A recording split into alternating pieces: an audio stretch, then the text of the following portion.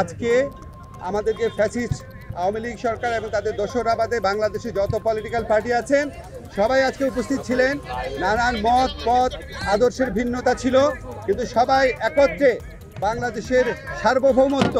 অস্তিত্ব, স্বাধীনতা এবং মর্যাদা রক্ষার প্রশ্নে সবাই ঐক্যবদ্ধ থাকার ঘোষণা দিয়েছেন এবং ঐক্যমত জানিয়েছেন। ওনারা এই সমস্ত আমাদের এই সভাতে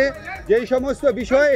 ঐক্যমত প্রতিষ্ঠিত হয়েছে আমি একটু পড়ে শোনাচ্ছি আপনাদের। প্রথমেই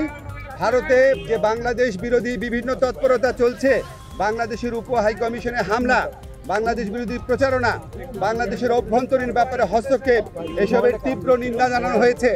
এবং ভারতের এই সমস্ত পদক্ষেপের বিরুদ্ধে বর্তমান সরকারের যে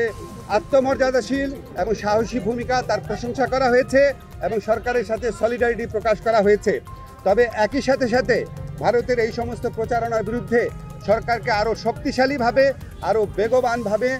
এটাকে অ্যাড্রেস করার কথা বলা হয়েছে এবং এই জন্য প্রয়োজনীয় যে প্রবাসী যে আমাদের বন্ধুরা রয়েছেন, অন্য রাষ্ট্র রয়েছেন, বন্ধু রাষ্ট্র, তাদের সহযোগিতা, প্রবাসীদের সহযোগিতা, আন্তর্জাতিক সংবাদ সংস্থার যে সাংবাদিকরা রয়েছেন তাদেরকে এই দেশে ডেকে নিয়ে আসা, এই ধরনের নানান পরামর্শ দেওয়া হয়েছে এবং আমাদের কমিউনিকেশন স্কিল এবং ইন্টারন্যাশনাল লিগাল স্কিল বাড়ানোর পরামর্শ দেওয়া হয়েছে।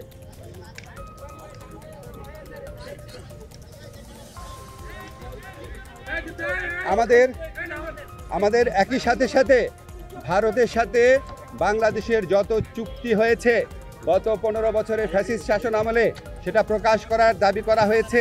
এবং একই সাথে সাথে রামপাল সহ বাংলাদেশের জন্য ক্ষতিকর যে সমস্ত চুক্তি আছে সেগুলি বাতিল করার দাবি করা হয়েছে।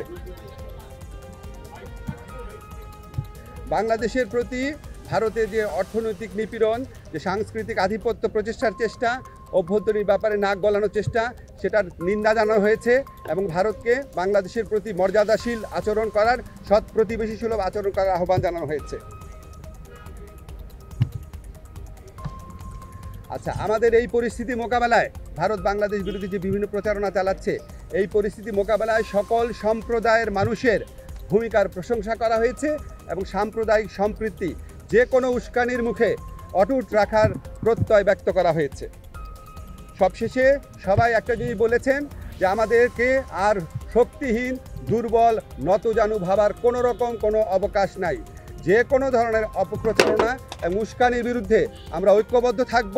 এবং আমরা আমাদের ঐক্য অটুট রাখব, আমরা সাহসী থাকব এবং আমরা যে কোনো ভবিষ্যতেও যে কোনো ধরনের প্রচারণা আসলে, যে কোনো ধরনের উস্কানি আসলে আমরা আমাদের ঐক্যকে আরও বেগবান দেখানোর একটা প্রচেষ্টা অব্যাহত রাখব। একই সাথে সাথে আমাদেরকে বলা হয়েছে, এটা প্রস্তাব আকারে আসছে যে আমরা যে গোটা জাতি এই যে ভারতের অপপ্রচারণার বিরুদ্ধে ঐক্যবদ্ধ রয়েছি, এই জন্য আমরা সবাই মিলে একটা সমাবেশ করতে পারি কিনা, সবাই মিলে একটা পলিটিক্যাল কাউন্সিল করতে পারি কিনা, এমনকি নিরাপত্তা কাউন্সিল করতে পারি কিনা, এই ধরনের প্রস্তাব আনা হয়েছে। এই সবার মূল সুর ছিল যে আমাদের মধ্যে মত পথ আদর্শের ভিন্নতা থাকবে, আমাদের রাজনীতি ভিন্নতা থাকবে, অবস্থান ভিন্নতা থাকবে, কিন্তু দেশ সার্বভৌমত্ব এবং অস্তিত্বের প্রশ্নে আমরা সবাই এক, সবচেয়ে উপরে দেশ এবং এটার থেকে আমরা কখনো বিচ্যুত হব না। বাংলাদেশকে দুর্বল, শক্তিহীন, নতজানু ভাবার কোনো রকম অবকাশ নাই। এটা এই জাতীয় ঐক্যমতে, এটা একটা জাতীয় সমাবেশের মধ্যে দিয়ে, সকল রাজনৈতিক সমাবেশের মধ্যে দিয়ে এই বার্তা প্রকাশ করতে, এই বার্তা জানিয়ে দিতে বলা হয়েছে।